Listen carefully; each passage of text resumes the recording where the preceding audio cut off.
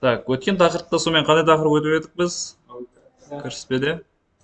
Навигация, манипуляция құралдарын өттік. Манипуляция құралдарында бізде қандайлар болды? Move болды. Rotate болды. Сосын scale болды. Күйту, кішірейту. Бұларды біз горячий клавишамен жасай аламыз. Давайте мен горячий клавиш жасайтын программа жазып алайын,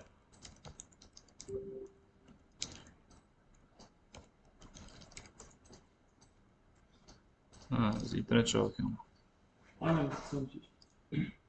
Так, жете ма ол, жетпейді ол.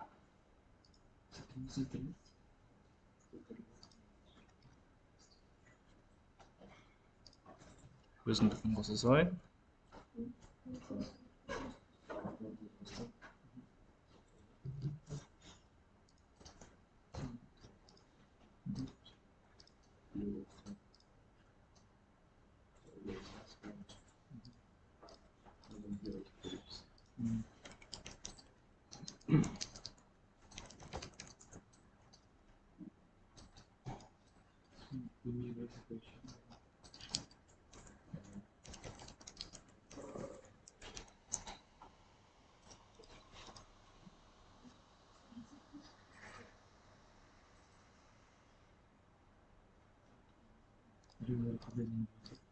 Так. Даже надо. Ладно, короче, сосын істерміз. Енді осыларға бізде горячий клавиші деген зат бар. Горячий клавиші ол бізде жылдам жасау үшін. Мысалға мен аяққа барып, қайттан келіп, қайттан барып отырғанша, оны жылдам жасап үйрену керек. Ол үшін бізге керек бірінші W деген кнопка бар. W бассам, міне move болады. Көрдіңдер ғой? E-ні бассам, rotate болады. R-ді бассам, scale болады. Дәл осы үш кнопкамен бірдей тұр клавиатурада. Кезек-кезегімен. Сосын Q деген бар. Q деген ол тек объектті таңдайды, бірақ ондағы ешқандай манипуляция жасамайды. Select ол Q. Тек таңдайсың болды. Ол бізге көп объекттер тұрады онлайннан. Сол кезде таңдау үшін керек. Өйткені сен егерде move-пен таңдайтын болсаң, аяқ асты мына объектті алам деп, мынаны алып кетуі мүмкін да, жылжытып жібересің. Байқамай қалуы мүмкін. Ол былай емес, бүйтіп жылжып кетуі мүмкін, ол бітті уже. Біздің нақты қойған жерімізден ауытып кетуі мүмкін. Кейін оны біз рендерде байқаған кезде қисық болып тұрады.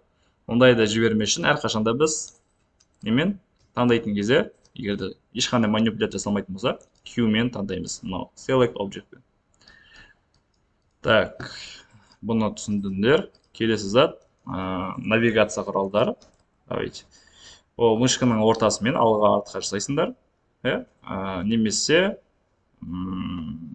давайте бірінші мышканың ортасын басып біз қозғалтатын болсақ, міне қол бар емес па төмендегі pan view, соны пайдаланамыз. Одан кейінгі зат альтты басып мышканың ортасын бассақ айналдырамыз. Ол біздің мына жердегі орбит. Одан кейін егер біз Ctrl-ды басып мышканың ортасын, Ctrl емес, Shift-ті басып, так. Ctrl-Alt-ті басып мышканың ортасын басатын болсақ, жақындатып алыстатамыз. Яғни бәрі де навигация құралдарында мышканың ортасымен байланысты болып тұр. Ортаңғы батырмасы ғой. Бұл біздегі астындағы қол, айналдыратын орбит, сосын масштаб, зум кнопкалар. Одан кейін бізде Maximize Viewport Toggle деген бар, яғни әртүрлі жерден қарау. Біз Alt-W-ді бассақ, міне, осы төрт сахнаны шығара аламыз. Егер бізге топқа бару керек болса, топты басамыз.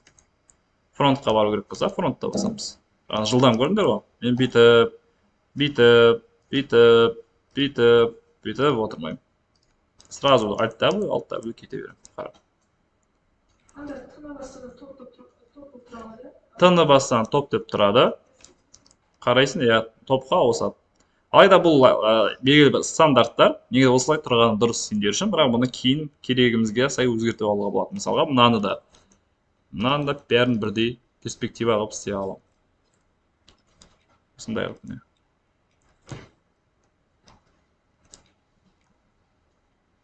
Көрдіңдер ма? Так, қайтадан орнына келтірейік. Так, мынау бізде left болды ма? Болды. Енді бұл тақырыпты біз бүгінге жабамыз. Осы негізгі ерекшеліктерді білуіміз керек. Енді жаңа өтетін тақырып ол бізде қалай айтсам болады, editable poly деп аталады. Біз енді нағыз модельдеу техникасымен айналысатын боламыз. Өткенде сендер әлі модельдеу техникасымен айналысқан жоқсыңдар. Тек объекттер жасаумен айналысыңдар, соны орнына қойып жылжытумен айналысыңдар. Бүгін енді соның ішіне қарай кіреміз, уже сол объекттерді өзгерте аламыз. Көбісі сұрайды, терезені қалай жасаймыз, есікті қалай жасаймыз, столды, қасықты қалай жасаймыз деп. Соның барлығын осы модельдеу құралдарымен жасаймыз. Бұл өте кең тақырып, қиын емес, просто практиканы талап етеді. Практика жасай бересің, уже тез үйреніп аласың. Мысалға, өткенде айттым, барлығы біздің қарапайым примитивтерден жасалып шығады. Мысалға, head box modeling. Кіресің, адамның басының өзін мынандай төртбұрыштен жасап шығады. Мынау негізі төртбұрыш болған, одан кейін болса майыстырған. Осылай адам жасайды. Яғни ішіндегі кәдімгі төртбұрыш осылай кете береді. Яғни барлық бізде модельдер осы техникамен жасалады. Олай болса, кеттік. Бірінші кезекте давайте не жасаймыз? Қарапайым бір стол жасап көрейік. Мынау бір стол болсын. И бұны мен көтеремін. Енді мына заттар. Мына суреттерді қарасақ, нелер бар, не тұр? Полигондар, мына сызықтар. Полигон деген не екен, оның бәрін сендерге нақты түсіндіремін. Мен қазір мына жерде панельдер бар бізде. Ең төбесінде плюс деген панель create деп аталады. Осының ішіндегі бүкіл сап панельдегі заттардың барлығы какой-то бір затты жасауға арналған. Атайды тұрмын, create қой, жасау. Екінші панель бар, бұл modify деп аталады. Сол заттарды өзгерту. Өзгертетін бүкіл қатысты методтар, функциялардың барлығы осы modify-дің ішінде жатады. Енді мен modify-ға кіремін. Бізде ең алғашқы объектілерді жасаған кезде стандартный осындай параметрлер тұрады. Давайте енді мен бұл параметрлерді, бірінші 3 параметр тұрады бізде. Мысалы, box болса, length, width, height, яғни биіктігі, ұзындығы, ені. Ары қарай астында length, CEGS деген жазулар бар. Бұлар segments дегенді білдіреді, length segments. Қара, бүйтіп өзгертемін, еш нәрсе болмайды. Неге? Өйткені біз бұны көріп тұрған жоқпыз. Көру үшін мен default shading'ге барамын. Төбедегі edged faces деген батырманы басамын. Енді мынандай аппақ сызықтар пайда болды. Енді көбейтсем, көзіме көрініп жатыр. Көрдіңдер ме? Яғни мен полигондарын көбейтіп жатырмын. Полигон дегеніміз не ол? Полигон дегеніміз мынау төртбұрышты айтады. Яғни кез келген естерінде болсын, бүкіл әлемдегі жасалатын 3D модельдердің стандарттары бірдей. Ойында, кинода, барлық жерде. Ол бізде былай айталады. Бірінші кезекте егерде бізде жасалады не ол? Так, давайте мындай мен жасайын. Бірінші жасалады бізде нүкте жасалады. Так. Бізде мындай бір нүкте жасалады. Бұл бізде vertex деп аталады. Vertex деген вершина орысша айтқанда, қазақша айтқанда шың болмайды, қазақша айтқанда нүкте болады. Біз математикада өткендеріміз бойынша терминдерді айтамыз. Бұл тек нүкте. Бұл нүктенің мағынасы болмайды. 3D-ның ішінде бұл нүктенің ешқандай пайдасы жоқ. Обязательно нүкте пайдасы болу үшін екінші бір нүктеге қосылу керек. Так. Бұл нүктенің де ешқандай пайдасы жоқ. алайда бұл екеуі не істейді? Бұл екеуі не құрады? Сызық құрады, кесінді құрады. Екі вертекс қосылады да, екі нүкте бізге құрады кесінді, ол ағылшынша 3D Max'та Edge деп айталады, немесе сайт дейді әртүрлі енді. Енді осы зат не екінші термин, одан кейінгі так осындай нүктелер қосылады да не құрайды? Так, давайте мынаны өзгертейік.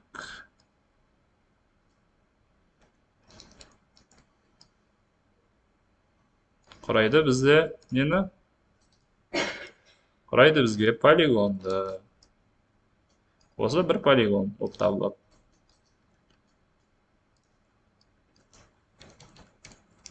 Не, түсінікті ғой? Немесе face деп аталады.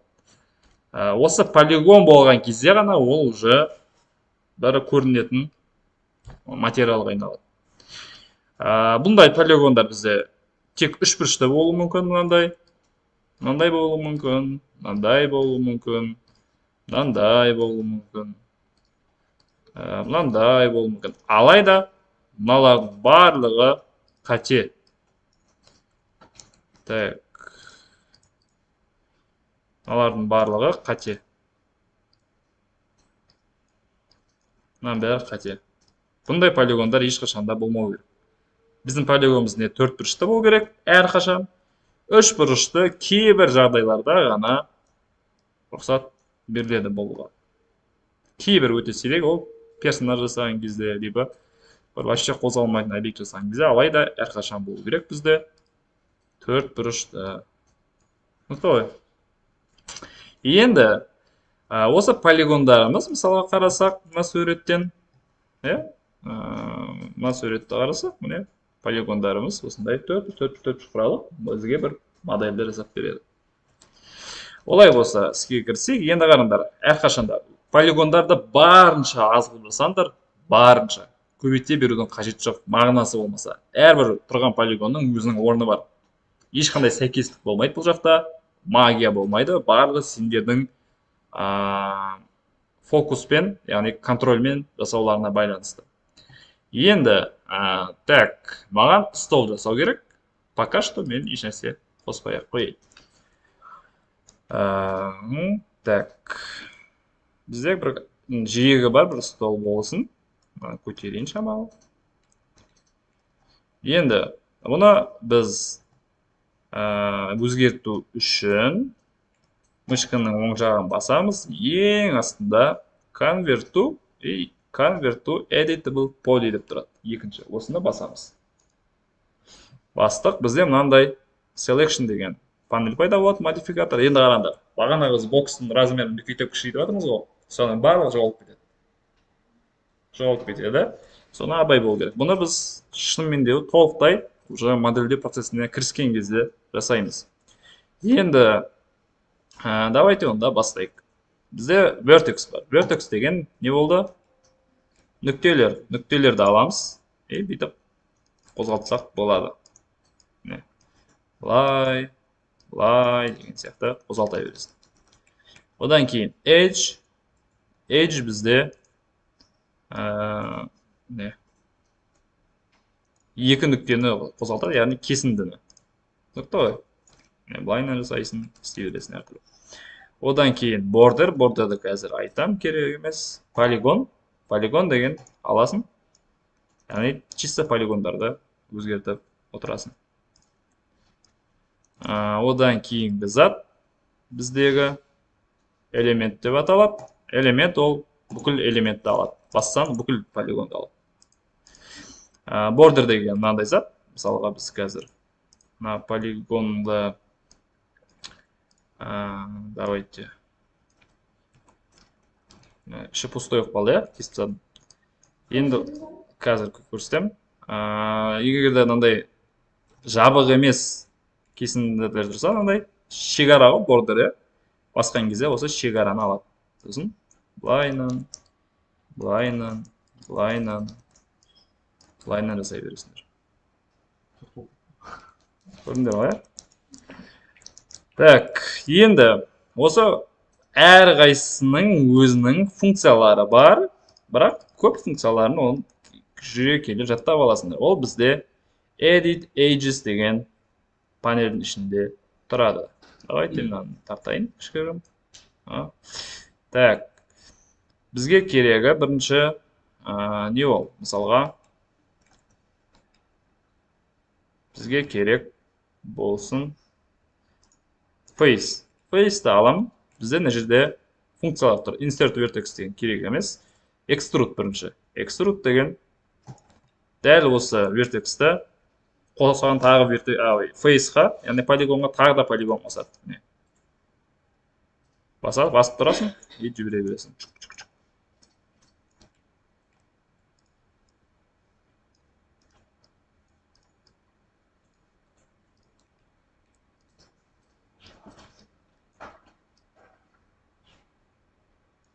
Осылай кете бересің. Extrude деген осы зат. Осы extrude'ті біз өте көп қолданамыз. Келесі бізде outline деген не екен қолданып көрейік. Особо қолданбайды екен. Outline деген мынандай просто. Scale сияқты, бірақ полигонды үлкейтіп кішірейтеді. Онда біз scaleмен ақ істей берсек болады. Y, X-ті аламын. Дәл сонда. Бірақ outline'ның кішкене результаты басқаша болады. Дәл осы форманы бұл сақтап отырады. Келесі bevel. Bevel осы extrude пен outline'ның қосындысы. Көтересің. Яғни extrude жасайсың, соған outline жасайды.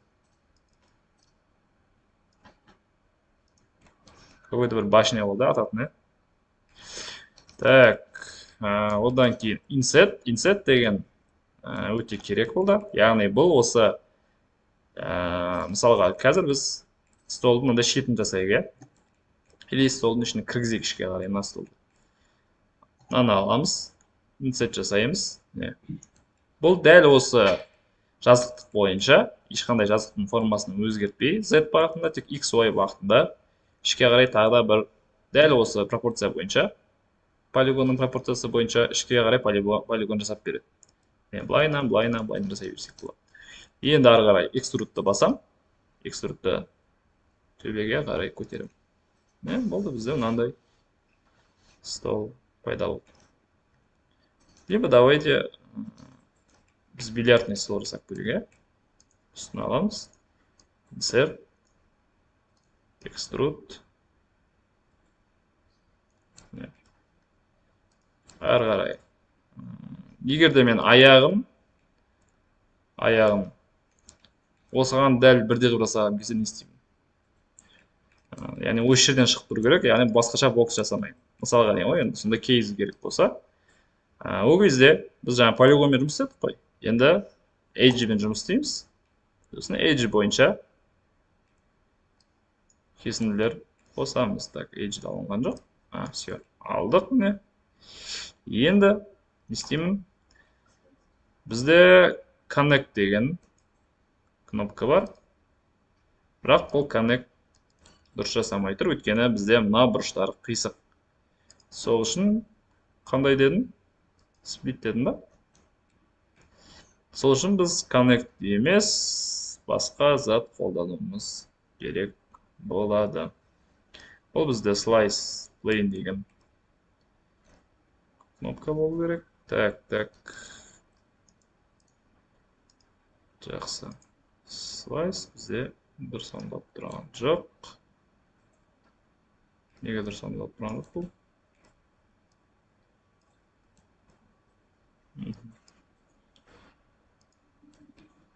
Біздің плейніміз... Все. Плейнімізді 90-ға енді қараңдар. Біз айналдырған кезде келген затта астында градус тұрады. Градус өзгереді 90, басқа деген сияқты. Ал қазір өте жұмсақ, яғни floatта тұрда, біз мынаны қимылдатқан кезде ровно 90-ға апару қиын. 190-ға апару үшін бізде жеңілдетілген арнайы градусник бар, ол бізде angle snap toggle деп аталады төбеде. Немесе A кнопкасын басамыз. Айналдырған кезде ровно 90-ға уже әкелеміз. Яғни бұл жердегі айналдыру жүйесі градусы сразу 5-пен болады. 5-5-тен қосып отырады. Бағана бізде 0,1-ден қосып отырады. 0,1-ден қосып отырған кезде айналдыру қиын. Енді мына жерге әкелем мысалға. Так, аяғым мына жерде болсын, мына жерде болсын, мына жерде болсын, мына жерде болсын. 4 аяғы қарапайым стандартный. Слайсты басамын. Келесі слайсты басамын. Так, давайте енді менде уже айналыспауға біраз отырдым Макспен. Shiftпен көшіріп алмайды екенбіз өкінішке орай. Пока что осылай тұра берсін дейміз бе, давайте. Мынаны екінші жаққа апарайық. Енді мынаның ортасына, ортасы түзу болды ғой. Сол үшін бізде коннектта келесі түзу болады. Екі коннект жасаймын былайынан. И жақындатамын. Қараңдар, коннект деп өзін басатын болсақ, бізден, уже настройкасын кетіріп қойдым ғой. Коннект деп жасайтын болсақ, міне ортасы қосылады. Яғни ғана екі кесіндінің, мысалы номинаны алатын болсақ, екі кесінді параллель жатқан, соның ортасын перпендикуляр бағытта қосады коннект. Біз оны көбейте аламыз, ол үшін қараңдар, әрбір функциялардың маңында төрт туш тұрады. Бұл олардың настройкалары, settings деп аталады. Connect'ті басамын и settings ашылады. Settings'те бірінші сегменттерін көбейте аламын. Олардың ара қашықтығын бір-біріне қатысты, сосын оңға солға жылжытамын. Осындай бізге функционалдар бар. Яғни сендердің қараңдар. Сендер какой-то бір шаблонмен үйренулерің керек деді Макста, инструменттермен емес, шаблондармен. То есть полигональный модельдердің ішінде не бар? Осындай инструменттер бар.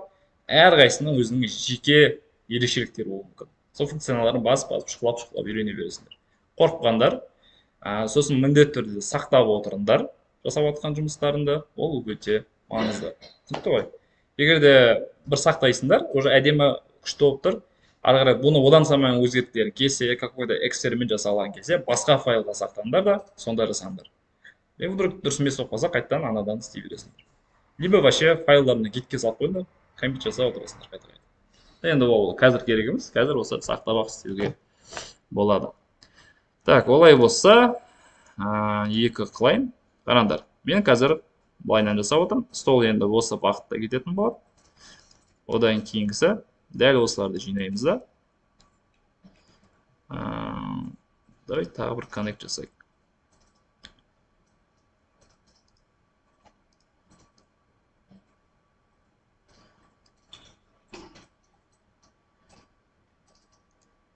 Так, столын аяғын былай қарай қоямыз.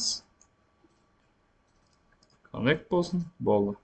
Енді мынау просто жылдам көрсетіп жатырғаным. Так, бізден астын қарап отырсақ, бағана мынауымыз біздің қосылмай алыпты. Жарайды.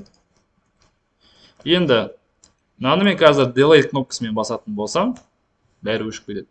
Неге? Delete'ті басқан кезде мына жерде сол осы кесіндіге қатысты мына полигондардың барлығы өшіп кетеді.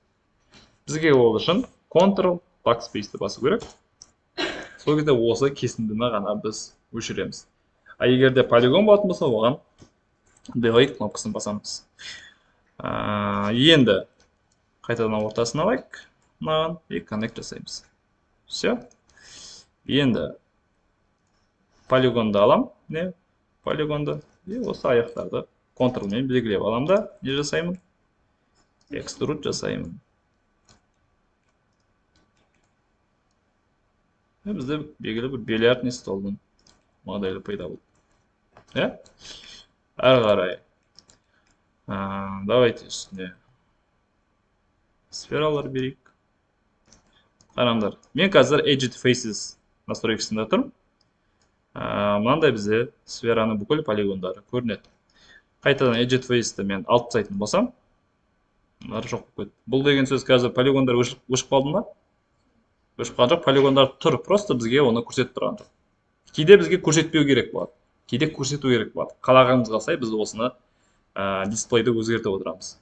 Бізде тағы да дисплейдің бір түрінің көп енді түрлері. Негізі керек болса Edit Face'ті қосып қоямыз, сосын Wireframe Override деген бар. wireframe override'да болсақ бізде тек полигондар көрінетін болады, сызықтар ғана, материалы дымы көрінбейді. Көрдіңдер ғой? Мысалы, мына жақтағы тұрған биттегі заттардың бәрі осы wireframe'да тұр қазір. Қайтадан кірейік. Давайте, маған wireframe керек емес. Маған пока что default shading'да тұру керек. Қарапайым, сосын edit face. Бұны біз мына кнопкалармен істей аламыз. Wireframe ауысу үшін F3-ті басамыз. Қайтадан ауысатын болсақ, қайтадан F3-ті басамыз. Егерде edit faces қосқымыз келсе F4-ті басамыз. Алып тастайтын болсақ, қайтадан F4-ті басамыз. Көрдіңдер ғой? Енді сфера бізде слишком көп. Настройкасына кіреміз төбедегі modify'ға. 32 сегмент. Қараңдар. Сегменті 32 өте көп. Бізге керек шамамен 16 болсын. Кейін мұны жұмсарта аламыз. Қараңдар, әрқашанда біз low poly'да кейін көпке айналдыра аламыз. Бірақ көпті low poly'ға айналдыру. Low poly деген аз ше. Low poly'дан high poly'ға айналдыру оңай. High poly'дан low poly'ға айналдыру өте қиын. Сондықтан да біз барынша low poly'ді ұстап отырамыз. Түсінікті ғой? Давайте осы шариктерді жасайық. Scale мен үлкейтіп кішірейтін керегі жоқ. Сразу мына жақта радиусымен жасап шығамын.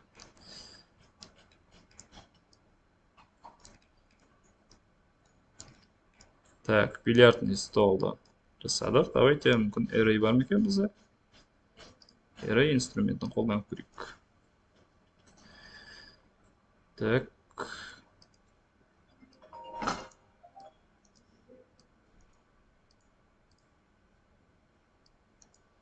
Incremental, totals, copy.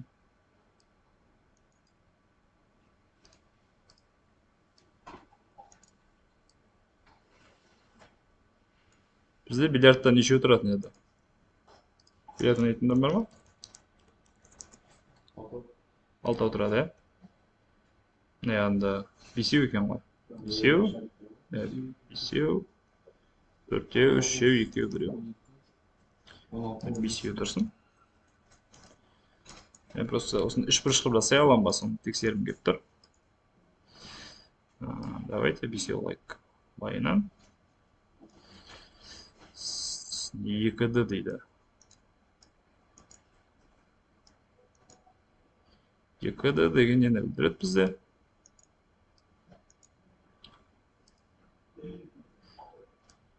О, жасай алады екенбіз. 2D сосын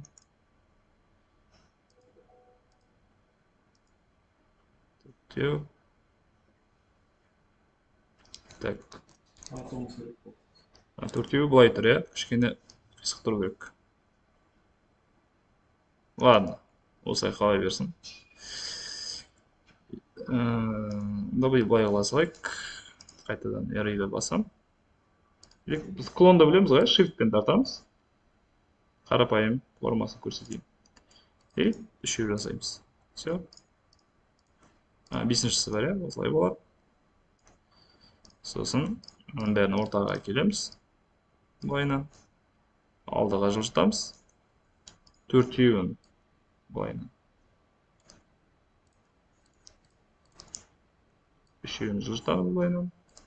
Мен дұрыс істеп отқан жоқпын, маған мысалға топтан жасаған ыңғайлы. Аламыз да екеуін қоямыз. Сосын біреуін қоямыз.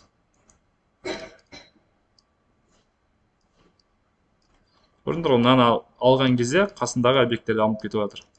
Маған тек осылардан шариктерден алу үшін альтты басам да, мына сызықтарды үстіне апарған кезде, столдың сызығына апарған кезде столды алып тастаймын. Жақындатамыз.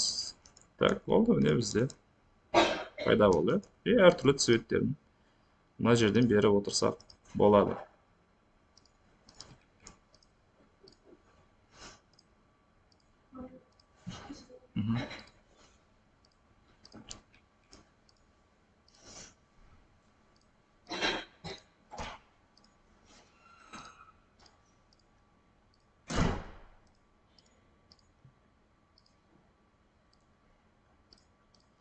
Так, осылай. Бір инструмент жазу керек. Рандомный цвет беретін. Мынаның бәрін біз кодпен жасасақ болады болашақта. Сендер как раз программистсіңдер. Кейін программирование деген навыктарында осы 3D Max'ın ішінде қолдануға болады.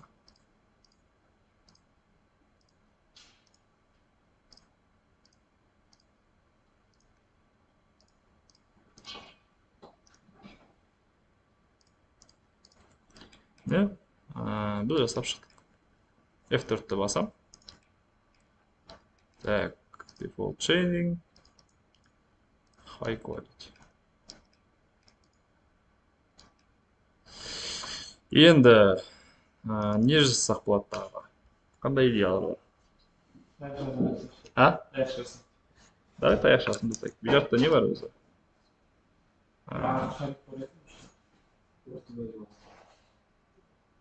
Таяқшасын жасау қиын емес. Давай таяқшасын дейік.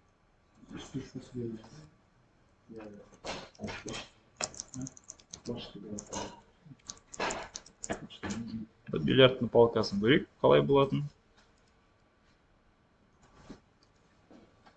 Давайте мынандай ағасын жасап көрейік,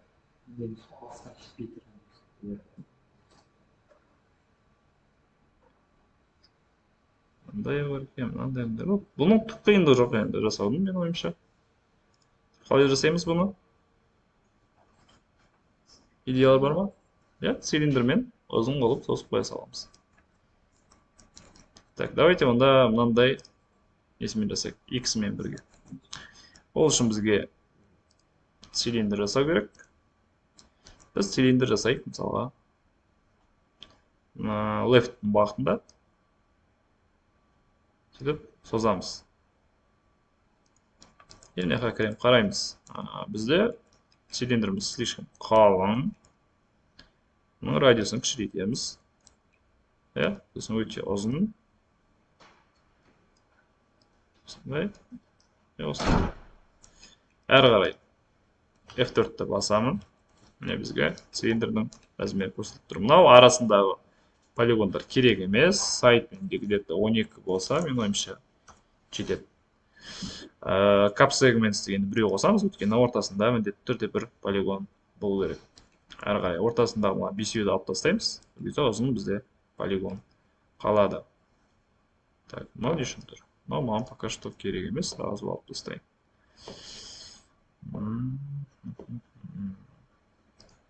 Все, размер. Енді шақырамыз, қараймыз таяғын. Басы жуанда, түбі жіңішке. Сол үшін басы жуан, түбі жіңішке болу үшін convert to editable polygon айналдырам. Вертекстерін алам басындағы и осындай қылып істеймін. Ары қарай мына X-терді қалай істесек болады? Мына X какой-то үстіне кигізетін заты, ұштайтын затын ба, осындай ғой. Или қоятын зат екен. Ладно, бұны жасау үшін бізге қандай идея бар? Бұлай жасасақ. Так, онда какой-то бар боксты әкелейік осы жерге. Так, төбеден қарайым. Какой-то боксты әкелейік. Сосын көтереміз лайны.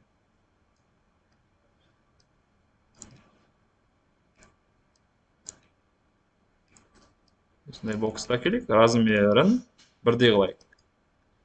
Мысалы, бір ма? Бір болсын. Размерін бірдей қылдық. Так, алдынан қараймыз. Мынау неге ортасында жату керек. Ровно, почти. Так, бұлайынан келтірейік. Болды. Енді осы затты біз тағы бір зат бар. Бұл да маңызды, қараңдар. Біз боксты айналдырған кезде бұлайынан айналып кетіп отыр. Маған ортасында айналу керек. Өз-өзінен айналу. Өзінің ойсында айналу керек. Маған астыңғы ойсынан айналып отыр. Бұл дұрыс емес. Сондықтан да біз төбеде hierarchy деген бар. Соған кіреміз. Affect pivot online деген бар. Pivot деген мына манипулятор. Сол манипуляторда біз center to object деген батырма арқылы ортасына қоямыз. ары қарай қайтадан create'ге не modify'ға алсам, все, не өзінің осінде алдыра аламыз. Енді 45 градусқа алмастырамын. Сөйтемін да не істеймін? Convert to editable poly. Полигонды аламын. Соны ішке қайтартайық. Енді мынау жанындағы бүкіл полигондарды контролмен белгілеп аламын. Сөйтемін да не жасаймын? Extrude. Қараңдар, extrude жасадық, не қарай етіп қалды.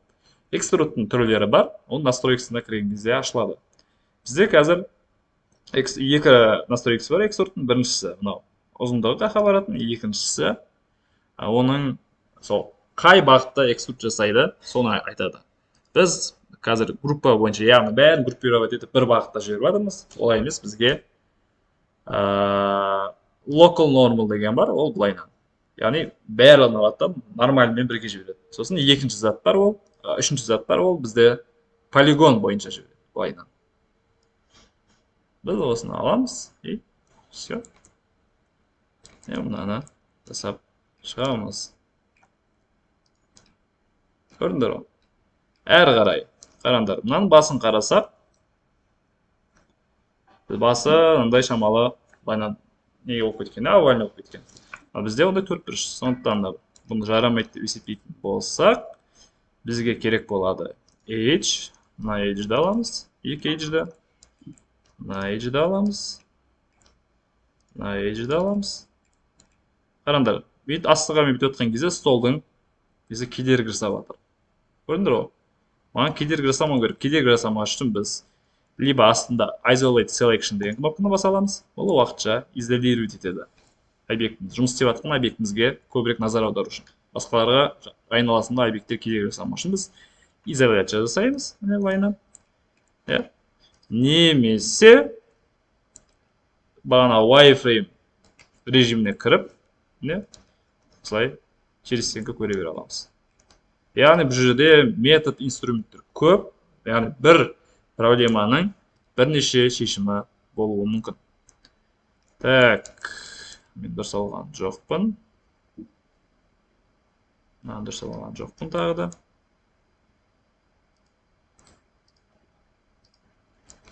Так, қалай овальный болып тұр бұл бізде? Былайынан шығып тұр. Немесе былай болсақ та болады. Мен қазір ортасынан давайте бірнеше шешімін көрсетейін.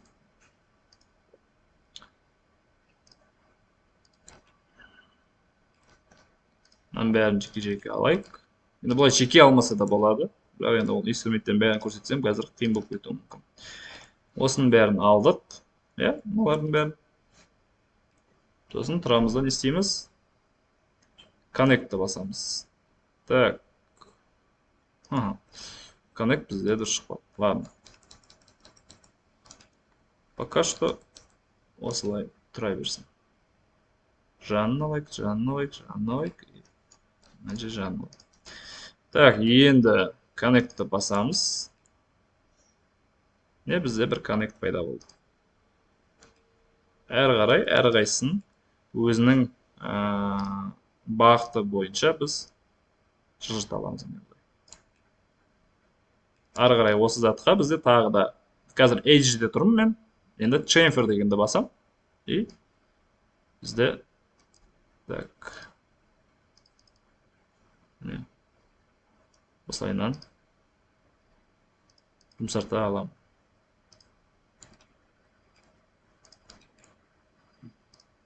Көрдіңдер ғой?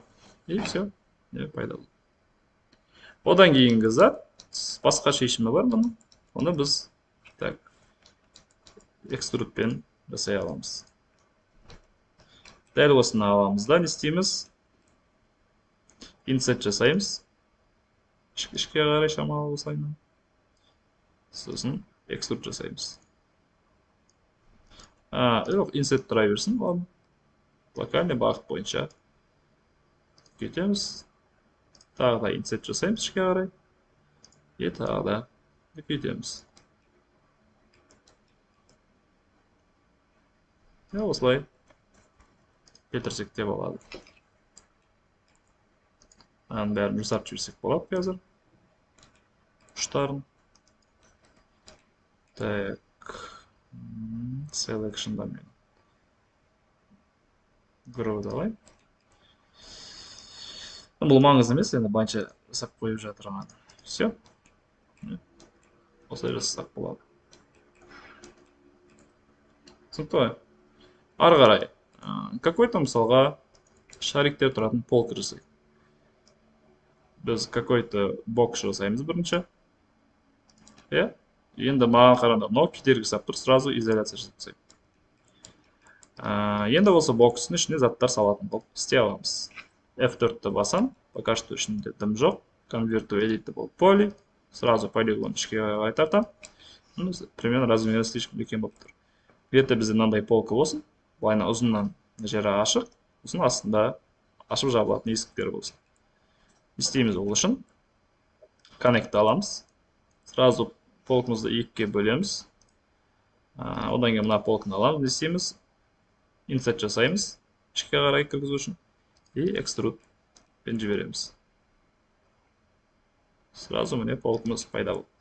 Ары қарай тағы астына екі полка жасаймыз, одан кейін есігін жасауымыз керек болады. Ішке қарай insert жасаймыз, бұлайынан.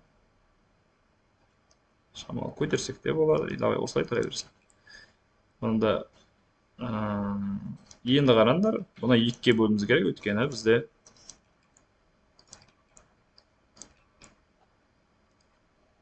екі полка болады арасында. Есігімен, ары қарай екі есікті аламыз, insert жасаймыз. Insert мынаның бәрін алып кетіп жатыр. Маған бәрін алған керек емес, сол үшін настройкасында мен тағы да алмастырам бұны by polygon деп. Сол кезде полигон бойынша бізде insert жасалатын болады. Ары қарай extrude'ті басам, все. Екі есігі пайда болды. Екі полкасы пайда болды. Енді есігін жасау үшін қараңдар, қызық көрсетем. Біз либо мына жерге отырып, қазір есік жасап отырамыз. Бокспен, бұлай да болады жасауға. Бұл да бір жолы. Есігін жасаймыз. Міне, әкелеміз бұлай қарай. Үсті отырамыз.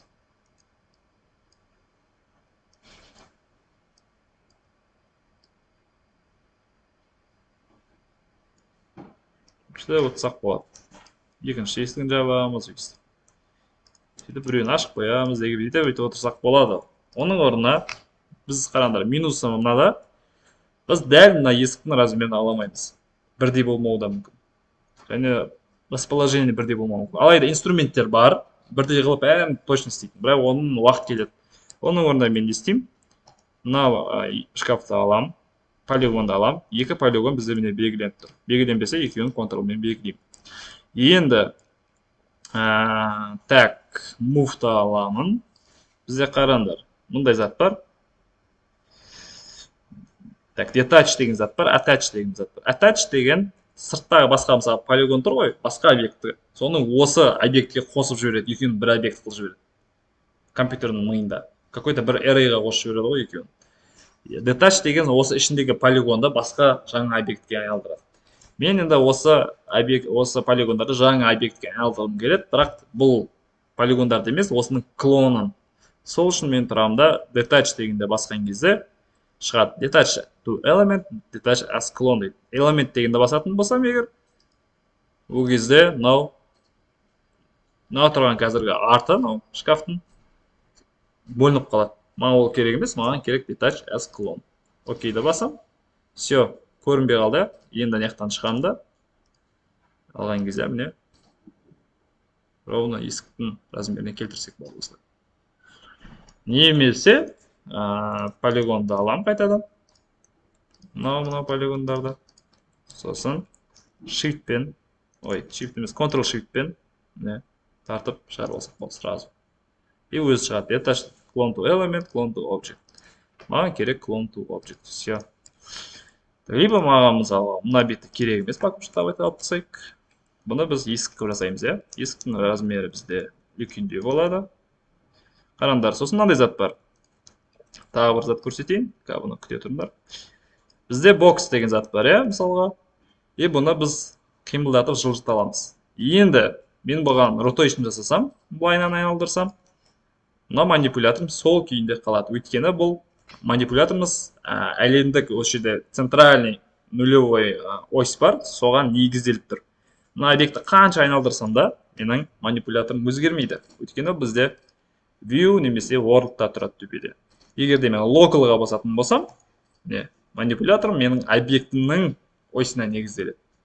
Сонда мен былайынан объектімнің ойсы бойынша жылжытып отырамын. Мынаны айналдырсам, көрдіңдер ғой, манипулятор да осы бағытқа өзгереді. Егер де мысалы осы бағытта маған клон жасау керек болса, shift-ті басамды, сразу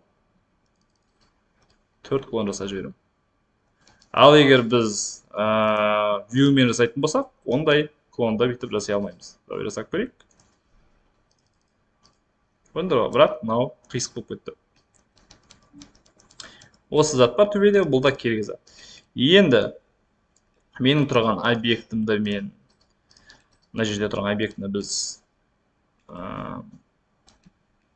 тура былайынан көтеру үшін, давайте қараңдар, бізде local'да тұр. Local'да тұрса, мен бұны төбеге бүйтіп көтере алмаймын. Қисайып кетіп жатыр. Local'дың керек жері бар. Сол үшін мен бұны view-ға қоямын.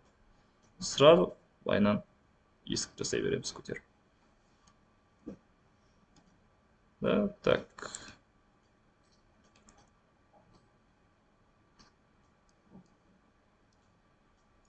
Былайынан какой-то центральный ортаға келейік.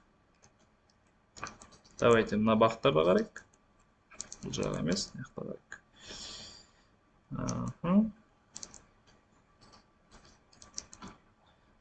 Осыны ортаға жақындатайық. Астын былай жақындатайық. Жаны былай жақындатамыз. Ана төбеге қарай әкелеміз. Так, енді осыны біз экструд жасасақ болады.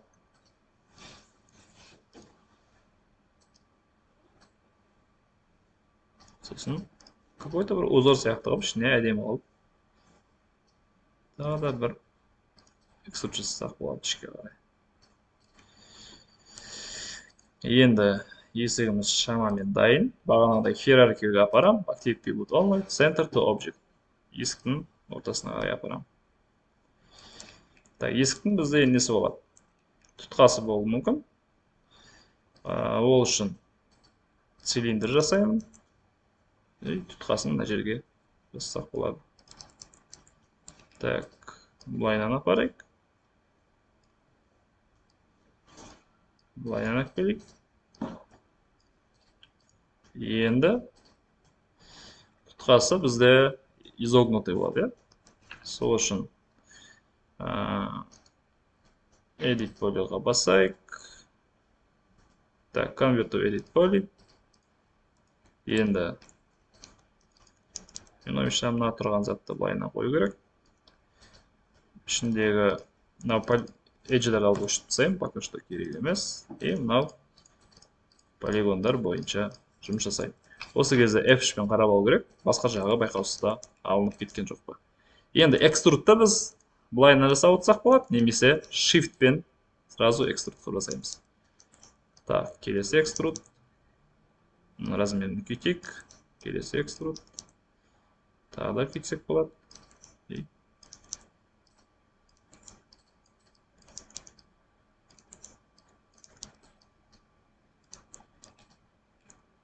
Осындай жасайық. Так, вроде бәрі нормально. Енді осы объекті алып біз не істесек болады? Группировать етсек болады. Шкаф, нижний пробел, есік, нижний R так қойық, или он жақ так қойық. Все. Енді осының біз клон жасауымыз керек. Клон жасау үшін біз не істейміз? Бізде мынадай кнопка бар. Төбеде mirror деген. Mirror'ды бассақ, дәл осыны симметрично қарама-қарсы жағынан шығарады. No clone деп тұр мына жерде настройкасында. Біз copy деген бассақ, копиясын жасап береді. Сосын осы бағытқа біз сразу әкелеміз. Енді шамалы қызық қылдырайық. Так, қараңдар, хиерархияға апарамыз. Біздің есікті ортасынан ашып жауып тұр. ортадағы ось символ бізге керек емес. Бізге аяқта қай ось символ керек? Шет жағындағы ось символ керек. Өйткені есіктің креплениесі шет жағында болады, білесіңдер оны. Сол үшін актив пивот онлайға апарам и осьті мына жерге қарай жақындатам. Осы жерге. Так, кеттік. Все. Ішіне бір шайнек салып қойайық.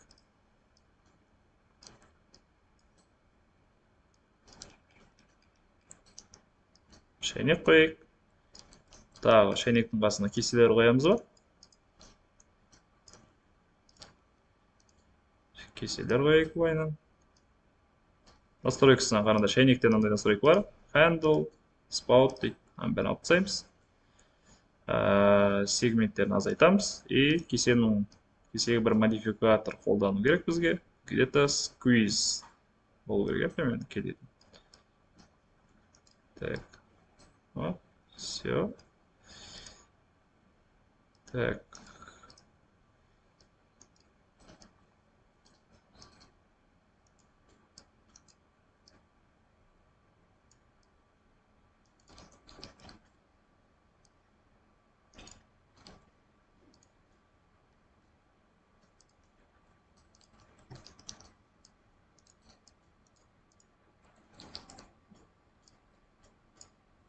Болды міне, кесені жасап қоямыз.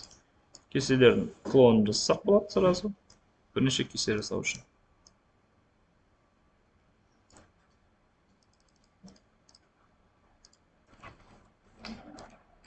Все. Енді былай қыламыз, міне. Біз уже бір бөлменің интерьерін жасап жатырмыз қазір.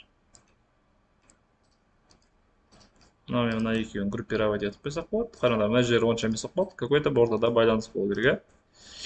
Мына жерден аламыз. И сайынан өзгертіп отырамыз. Мына жерге где-то бір инсет қойайық. Так.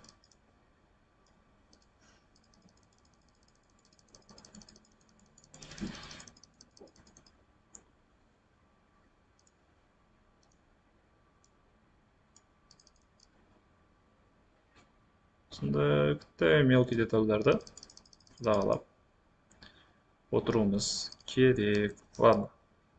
Shift-пен жасай салайын. Все.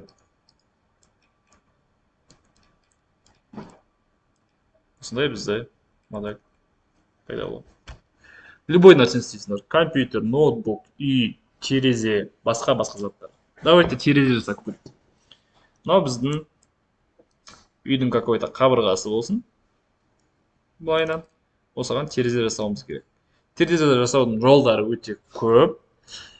Мен енді осы полигональный моделированиені үйретейін. Convert to editable poly. Так, мынаны аламын. Енді терезе жасауымыз керек. Терезе жасау үшін connect жасаймын. Мысалға, мына жерге 2 терезеден қойайық. Так, давайте осындай connect жасайын. Бұлайына connect жасайын. Азайтамын. Это осы бағытта болсын. Сразу мынанға егерде біз экструд жасайтын болсақ, қараңдар. Ешнәрсе өзгермейді. Көрдіңдер ғой? Сол үшін біз мына полигонды өшіреміз. Мына полигонды өшіреміз. Мынаны өшіреміз, мынаны өшіреміз. Тереземіздің орны дайын болды. Алайда, қарасақ, мына жер пустой. Іші көрініп қалды. Іші көрінбеу керек. Соны бітеу үшін біз не істейміз? Бізде мынандай кнопка бар. Edge'ді аламыз. Edge, 2 edge тұр ғой. Арасы пустой.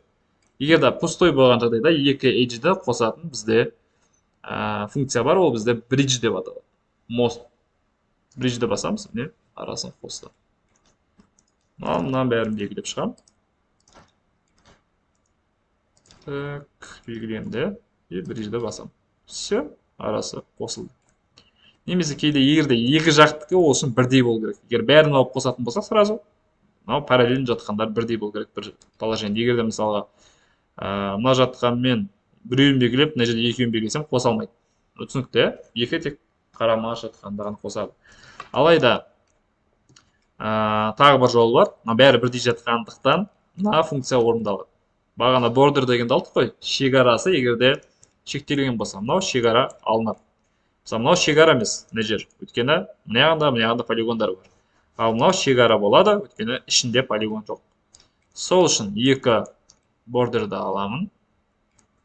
Не істеймін сосын? Екіншісі алынды. Екеуі де алынды, сосын бриджді басамыз. Все. Одан кейін проблема болуы мүмкін. Аяқ астынан сендер мысалға полигондарын өшіріп алыңдар. Мына полигон өшіп кетті. Не істейсіңдер? Оған арнайы қайтадан бордерді аласыңдар и cap деген кнопка бар. Сразу жауап береді. Бұл ары қарай терезені уже істеу проблема емес. Бокс жасайсыңдар, басқа жасайсыңдар, сөйтіп плейн қоясыңдар, көлесін, цветін қоя бересіңдер.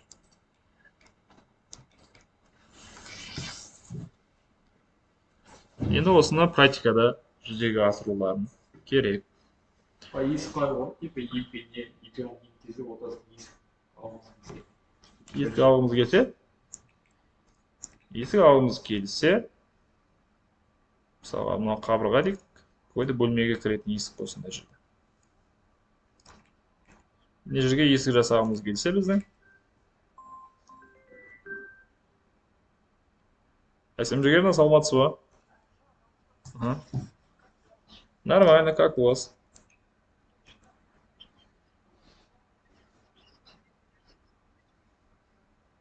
Я сейчас веду вот наши уроки по 3D клубу. Да. Я на 503-м кабинете сейчас сижу.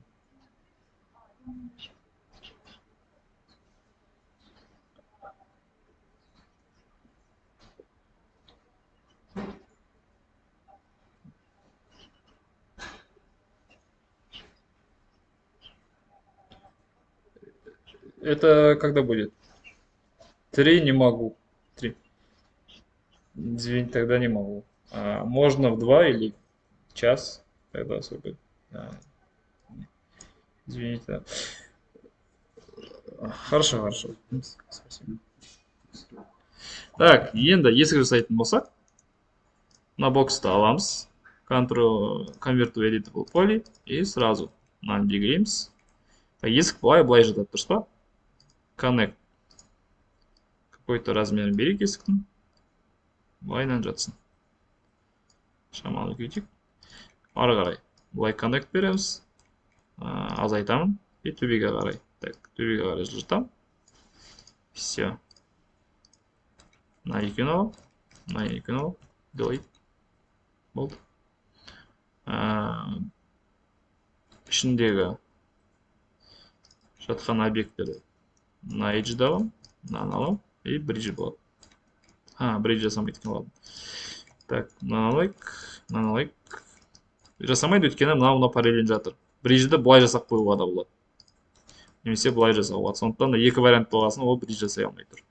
И үшінші зат жасай алмайтын себебі астында мына жерде полигон тұр. Бұл полигонды құртайық. Все, енді bridge'ді жасауы керек. Егер де бізге мына жерге табалдырық керек болса, мыналарды аламыз. Connect. И астына қарай түсіреміз. Все, мынаны аламыз. Bridge. Все, табалдырық пайда болды. Енді қабырғасы мынандай болмайды. Мен просто салып атқаным. Қабырғасын біз қай бағытта? Мына бағытта кішірейте аламыз.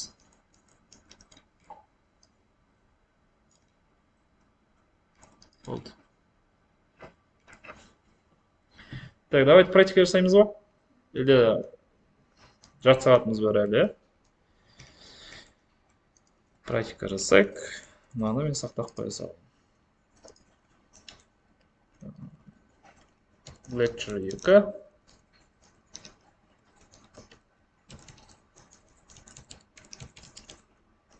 Үйге мен арнайы бір курс бар, соны берем. Бірақ енді ескі курс 2014 жылы 3D Max'пен жасалған, алайда почти инструменттері бірдей.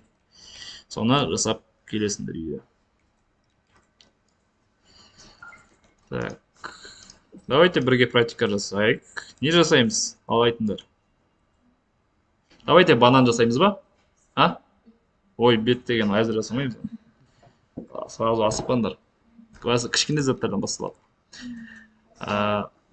Давайте бір натюрморт жасайық, жеміс жидектер жасаймыз ба? Енді давайте біз бірінші жасайық, ваза жасайық. Жарай ма? Оны біз модификатор арқылы жасасақ болады. Либо цилиндрмен жасайық, давайте. Цилиндр жасаймыз бірінші ортада. F4-ті қосамыз. Жасаңдар. Бірге жасаймыз бәріміз. Ау? Цилиндраны жасадым. Слишком жарық болып тұр,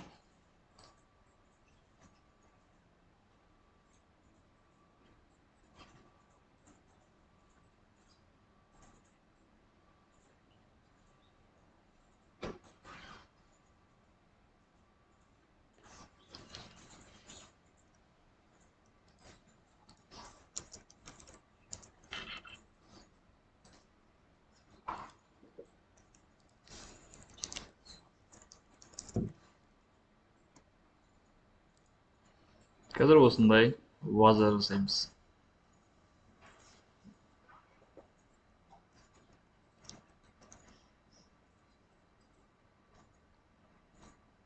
Не бір ваза бар екен,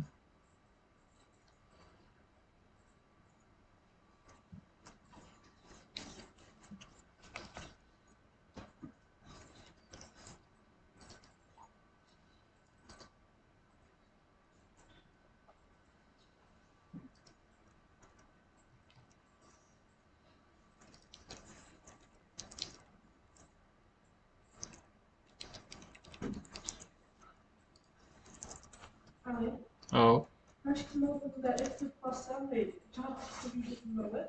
FN-ді бассын. FN F4-ті бассын. Сұрақтарын обязательно қысылмай сұрап отырыңдар.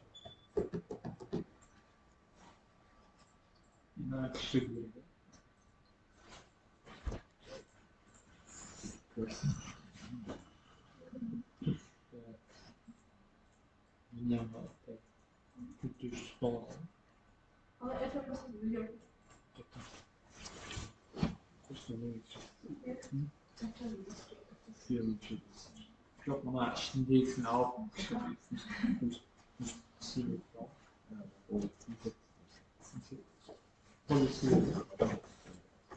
Так, істедік па бәріміз?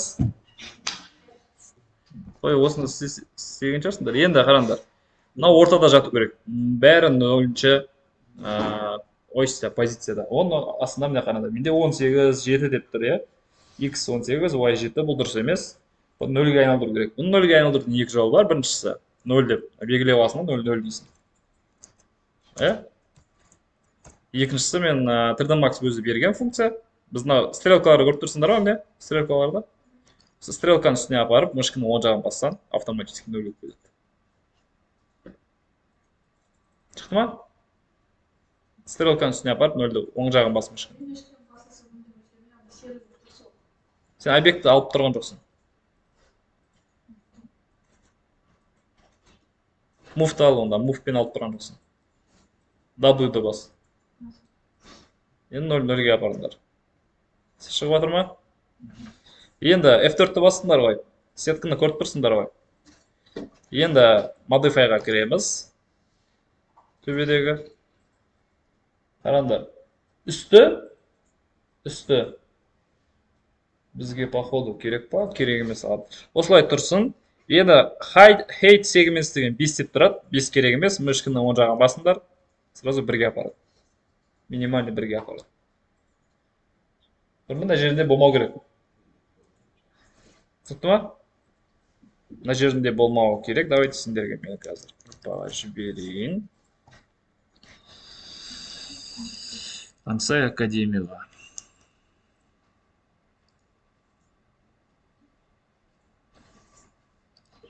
Енді бәрін нөлге қойдық. Енді мына суретті жасайық. Мына суретіміз қайда еді?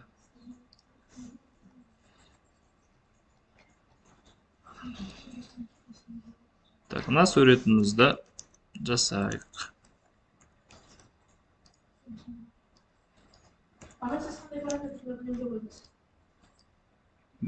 X пен Y. Мынау вазаны жасаймыз. Вазаны жасау үшін қараңдар. Бізде астыңғы цилиндр тұр. Иә? Астыңғы мына цилиндр. Мына жағы мен мына жағы, яғни лайннан кеткен. Осыны жасаймыз қазір. Көрмейді екен осыны. Так.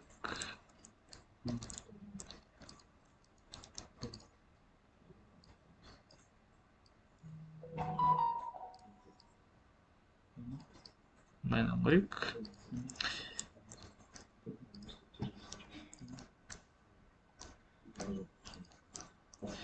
Так, мына жерін жасаймыз. Бірінші мына бағытта, ол үшін бізге керек.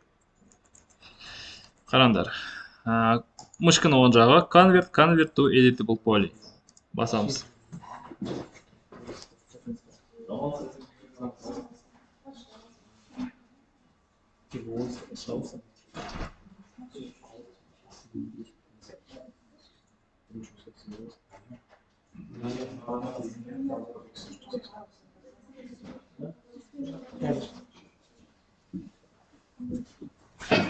Так, істеп жатырмыз ба?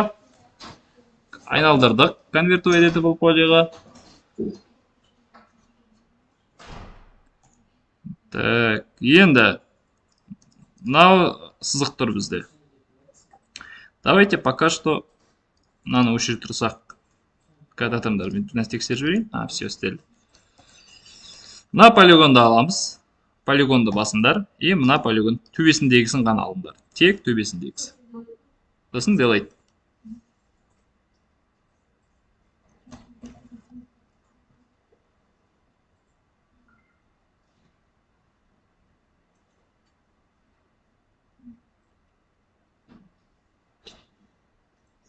Енді edge'ге барамыз. Мына edge'лерді аламыз. 2 рет бассам, мынаның барлығы алынып кетеді. Бүкіл диаметр бойынша. Бірінен соң бір алынады. Алынды ма бәрі? Енді қараймыз. Так, мына жақта ішке қарай кірген шамалы и жоғарыға көтерілген. Сол үшін scale'ды аламыз. Scale бізде R кнопкасы. R кнопкасын басыңдар. Басылды ма? R кнопкасы. Әйгерім, шықты ма? Не шықпады?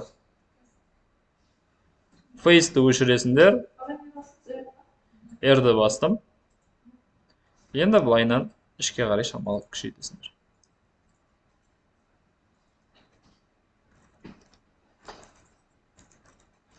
Төмен қарай және түрсек болады. Бағанаған астындағы размерге кішкене келтіруіміз керек жақында.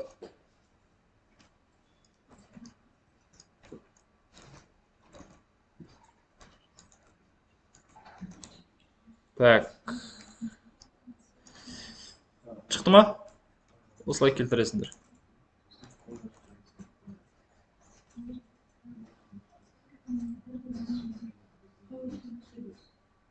Шықты ма?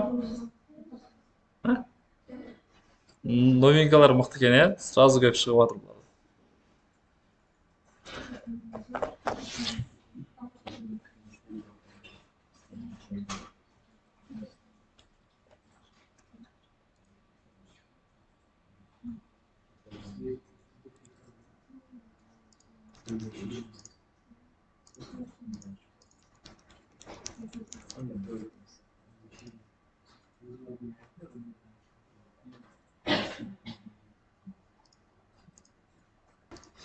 Олай болса, не істейміз? Мыналарды алдық қой. Енді суретке қараймыз. Суретіміз қақтайды. Міне, суретіміз мынау тұр. Енді ішке қарай көтерілу керек. Ішке қарай кішірейтеміз. Shift-ті басамыз, төбеге тартамыз. И R-ді аламыз. R мен төмен қарай былайынан кішірейтеміз.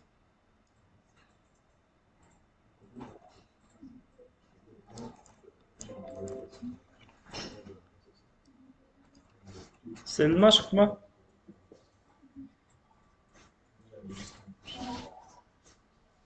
Осындай болу керек.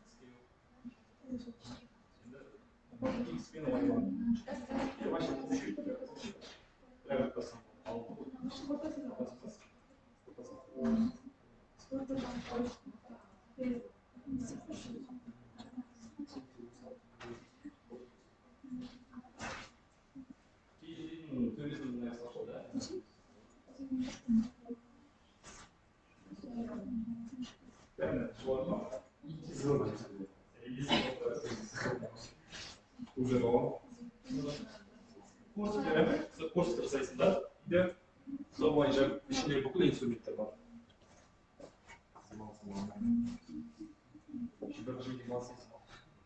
Айдос бірінші несін аударатын басқа аударады. Бұл бірінші демалыс бірінші демалыс. Кеттік онда бәрі почти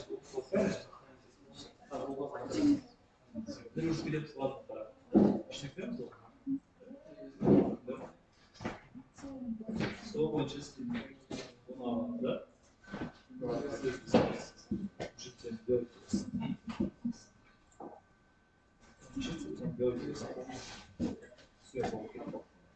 Biz osini olamiz. W bas. Move pauzasi. Aka scale'da tursak, masshtabda bitta shaydan sal move kerak. Move W deb bosamiz. Shift bas. Endi Z parti turib, so'ng ustini bosib. Ay. Shift bosib turib. So'ng scale shift desini ishga.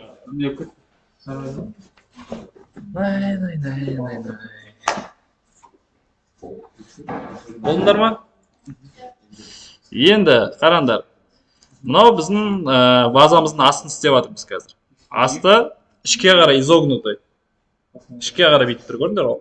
Ал біздікі былайынан тұр. Тіке олай болмау керек. Шығып жатыр ма? Мынандай болып шықты ма? Все, тағы да ішке қарай күшейді. Енді мынаны біз қараңдар. Мына бағыт бойынша именно осы жердегі ғана ух сияқты тұр ғой кесінділер. Осы кесінділерді ғана алуымыз керек. Ол үшін перспективадан осындай қаратып алсақ болады камераны, немесе сразу фронтқа кіресіңдер. Фронт немесе left, любойна. И мына жердегі ғана, мен қазір көрсетейін. Мына жердегі ғана нені аламыз. Кесінділерді. Алдыңдар ма? Тек осыны ғана, басқа үстіндегі астындағы алынбау керек. Иә, қызыл болу керек.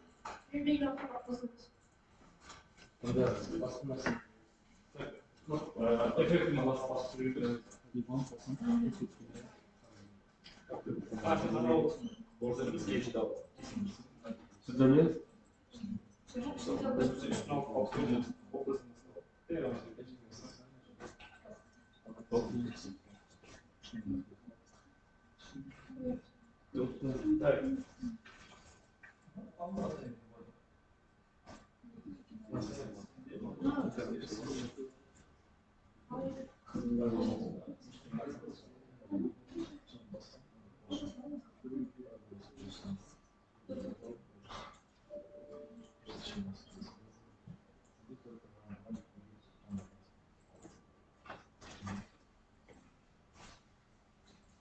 Olmadı mı?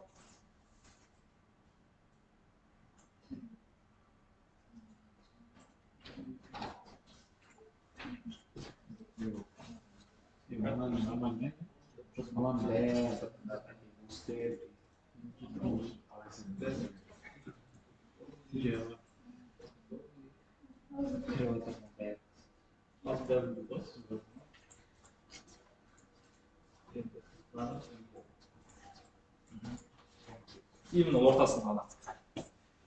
Ортасын белгіледік па? Кеттік. Ары қарай сеттингсқа кіреміз. И мына жерде мынандай тұр. Тек біреу ғана болу керек. Ал сеттингс деп, коннекттің сеттингсіне кіреміз. Коннект деген кнопка бар мына жерде. Соның қасында 4 бұрыш бар. Соны басамыз. Сол кезде бізде мынандай иконка шығу керек. Мына жерде коннект деген кнопка бар. Соның сеттингс деген басасын. Сол кезде ортасы бір сызыққа бөлінеді. Қызыл. Бөлінді ма? Осы бөлінген сызықты осылай қалдырамыз и галочканы басамыз. Біреу ғана болу керек. Түсінікті ғой? Все. Енді перспективаға барамыз. Alt тағуымен шығып. Мына перспективада мына ортасы бөлініп тұр, дұрыс па? Әрі қарай scale'ды аламыз R-мен, R кнопкасымен. И XY бағытында ішке қарай кішірейтеміз.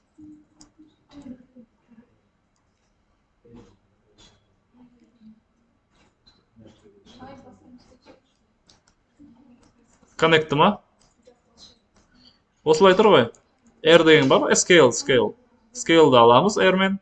XY бағытында ішке қарай кіргіземіз. Осынай.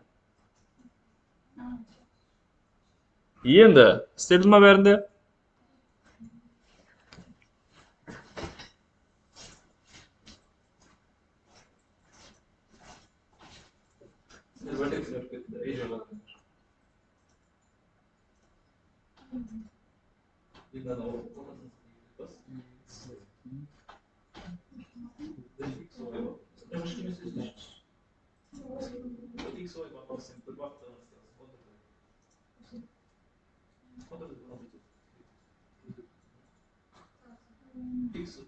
Ctrl Y басты. X, Y мен енді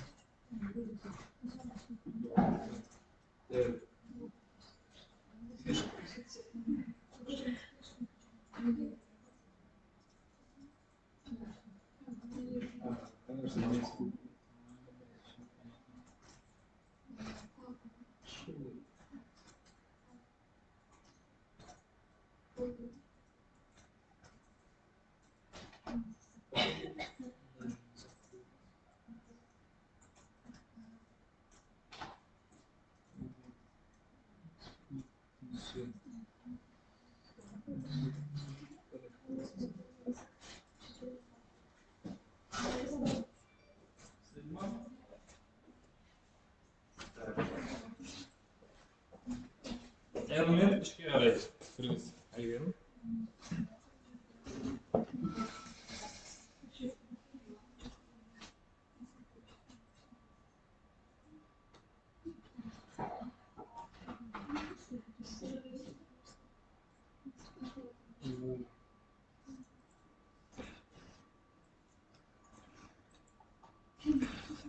Так, істелді ғой. Кеттік. Енді төбеде тағы функция бар, chamfer деген. Соның настройкасын басыңдар. Бізде неше түрлі настройкалар ашылады. Енді мына жерге 1 дегенге 2 деп қоямыз. Бұл бізде edge segments. Ары қарай chamfer amount дегенге лайнаны кетеміз. Бірде тұра берсін. Ладно. Где-то әркімде әртүрлі ғой. Edge chamfer amount дегенге 8 болсын где-то. Астындағы connect edge segments дегенге 1 болсын. Сол кезде бізде изогнутый мынандай пайда болады. Мысақ.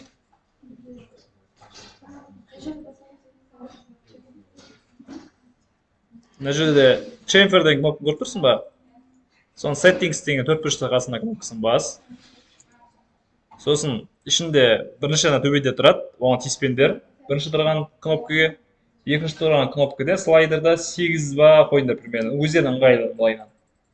Сосын болды, астына 1-де қалу керек. Шықты ма? 8 ба, 7 ма білмеймін. Өздерінде әркімде әртүрлі. Размеріміз әртүрлі әркімде. Шықты ма осылай? Кімде шықпады?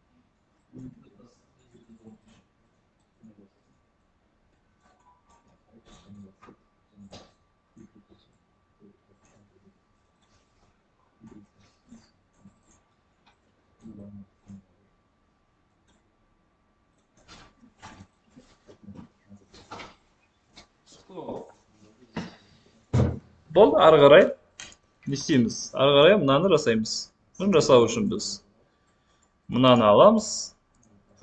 Edge'бен алсақ болады, 2 рет басып, немесе бордермен алсақ болады. Бордермен алуға ыңғайлы, өткен 1 рет басасын. Сосын болды. 2 кнопка. Move, W-мен төбеге көтересің. Scale. Шама көтеріп тұра берсің осылай. Көтеремін. Scale. Ne? Scale жасаймын. Move көтерем. Scale жасаймын. Move көтерем. Scale жасаймын. Так, мынау бізде үлкен болу керек. Дұрыс қой. Move көтерем. И scale жасаймын.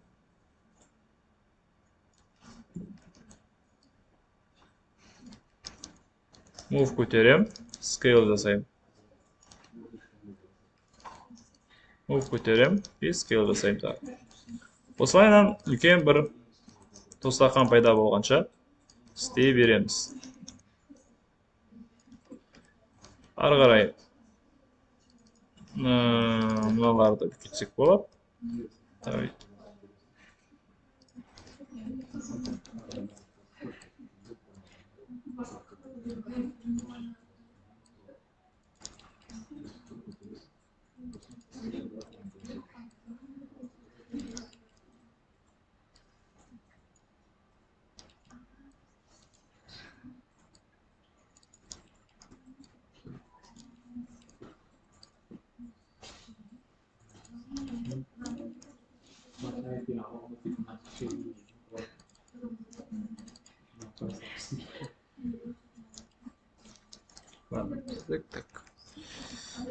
Осылай жасайық уақытша. Сосын қазір мынандай формаға келтіреміз.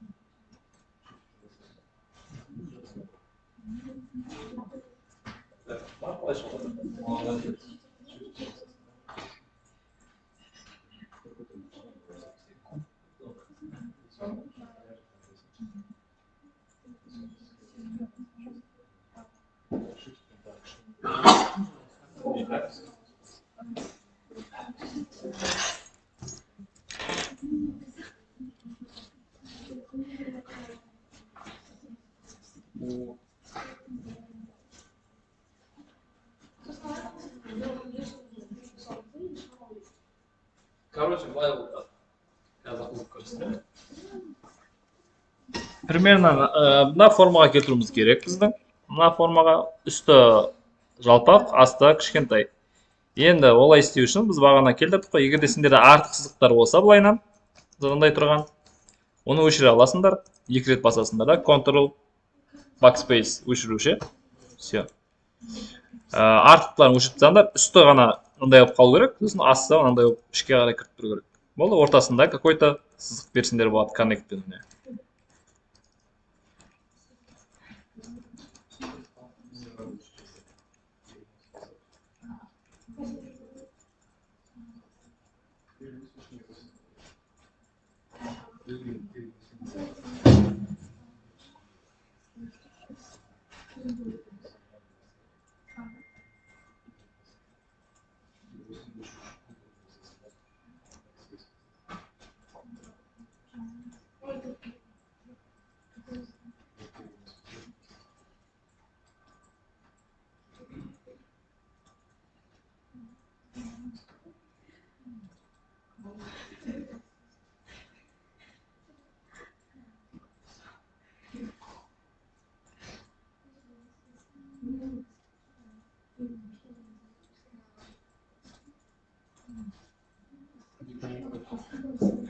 Қайдағысы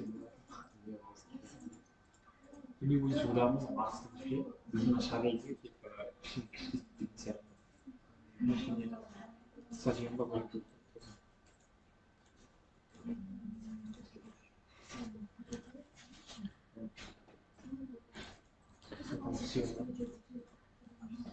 Осылай шықты ма примерно? Осылай шықса, енді мына қараңдар. Мынау деген бір ғана слойы бар. Шын вазалар қалыңдау болу, кішкене толщина болу керек. Қалыңдық болу керек. Мынау деген жып-жық болып тұр. Олай болмайды. Сосын искажать етеді ма? Олай искажать етіп тұр. Енді осыны қалыңдық беру үшін бізде модификатор бар. Модификатор деген мына жақта modifier листтің ішінде болады. Басамызда ішіне көп модификаторлар шығады. Бізге shell деген іздейміз. S-тан басталады. Shell деген ол бізде не бол?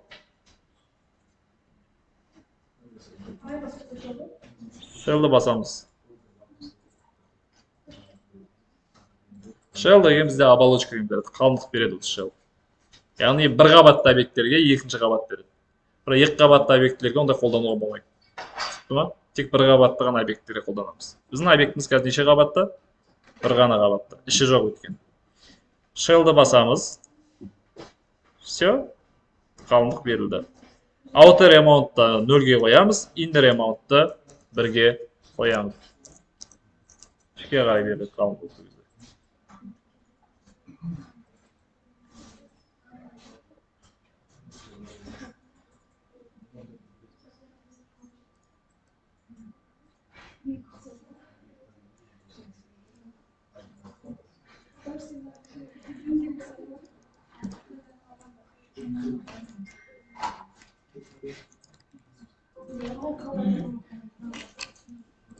Так, қараңдар. Shell бердіңдер ма? Shell бердіңдер, F4 басылып тұр. Енді қараңдар, ішінен анда тесік болмау керек. Бізде тесік болып қалды, е? Көрдіңдер ма, тесік бар ма? Тесік. Қайтадан editable poly'ға кіреміз. Shell уақытша өшеді. Осы тесікті енді біз бітеуіміз керек. Оны бітеу үшін мына отырған бүкіл полигондардың бәрін алып шығу керек болады. Қараңдар, бүйтіп басып отырсаңдар болады.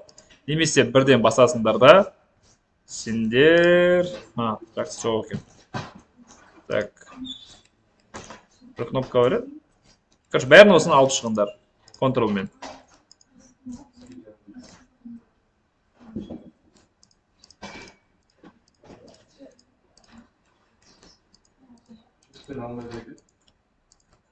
Ау?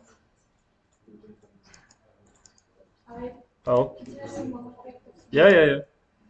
Все. Үйге курс берем, соны қарап келесің.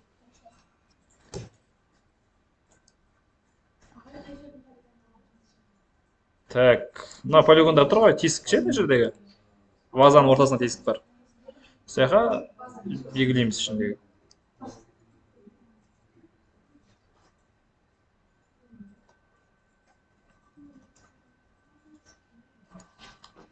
Коллапс деген полигонда жоқ пайымсында.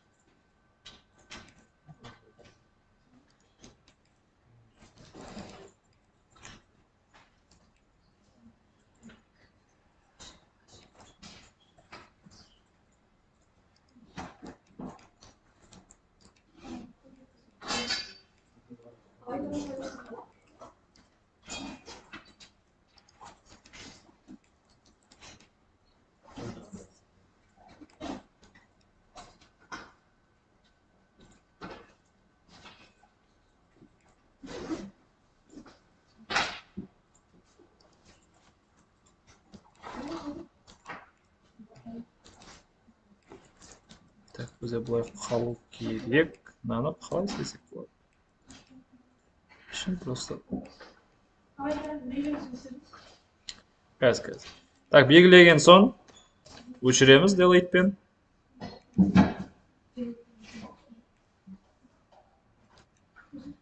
Сосын так, delete-пен өшірдік. Қалай істесек болады? Логикасын ойланып жатырмын. Мынау асты жабық болу керек. Капты басамыз ғой. Капты басуын басамыз, асты қалып қояды ғой сосын. Давайте бүйтсек өшіріп көрейік. Сосын бордерді алып капты басайық ал. Мына жабылып қалды. Енді мынаған қалай қосамыз? Осы прям саламыз. Мынаған қалай қосамыз? Салыңдар. Бұны қосу үшін бізге тағы бір инсерт керек болады шығар. Давайте көрейік. Қазір мен өзім тексеріп көрейін, сосын айтамын. Бұлайынан енгізетін болсақ, жоқ болмайды. Осындай проблемалар болады. Бұны біз бұлай шешсек болады. Қазір айтамын. Жақсы, бұнда жеңіл жолын жасай салайық. Бәрі бізге мына жер көрінбейді. Короче, былай аламыз. Мына жері іші ашық болып қалды. Іші ашық болмау керек. Ол үшін мына эдждарды алайық, контролды басайық и коллапсты басайық. Қазір тұр. Бұлайынан алып қоссақ. Неге қосылмайды?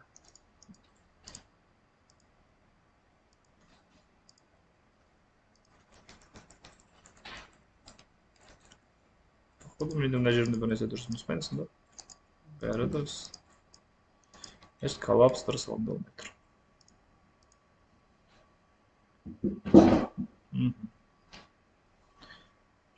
Давайте онда былай қылайық. Уақытша тұра берсін. Полигондарды алдық қой. Scale'ды аламыз да, бүйтіп ортасына кішійтсейміз. XY бағытына. Сол кезде көзге көрінбей қалады.